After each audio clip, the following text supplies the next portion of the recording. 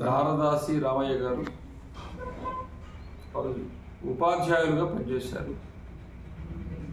ఒక ఉపాధ్యాయుడు విద్యార్థులను ఎలా తీర్చిదిద్దుతారు,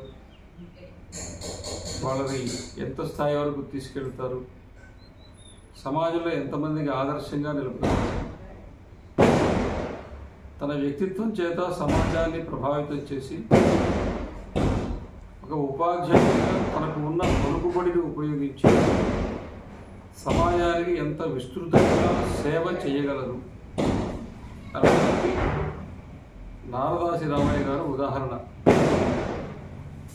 ఆవులయ్యవారి పల్లె అనే గ్రామం, ఒక 100 కుటుంబాలు ఉండే ఒక గ్రామం.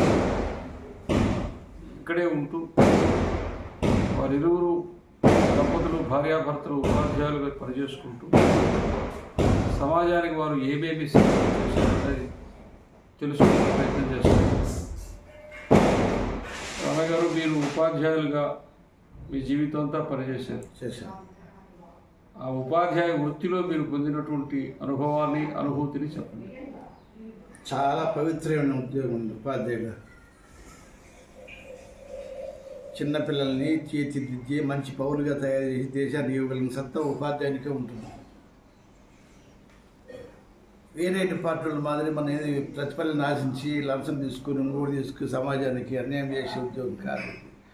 ఎంతసేపు మనం మాట్లాడినా విద్య విద్య విద్య విద్య మీదనే పోతాం, కానీ ఇతరత్ర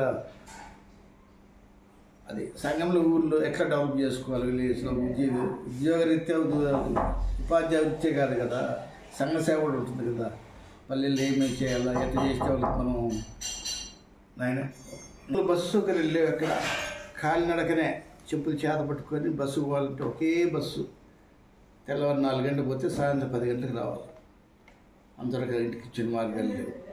అటువంటిదంతా మనం చేసి వాళ్ళ మంచి చేసి సంఘ సేవకులుగా తయారు చేసి సంఘాభివృద్ధి చేసి గ్రామాలు బాగా ఇప్పుడు కరెంటు కానీ, రోడ్లు కానీ, బస్సులు కానీ, డ్రింకింగ్ వాటర్ పర్పస్లో కానీ, వ్యవసాయంగా కానీ, రాజకీయంగా కానీ అన్ని వెదుగుదల ఉంది. ఎంతో అభివృద్ధి ఉంది.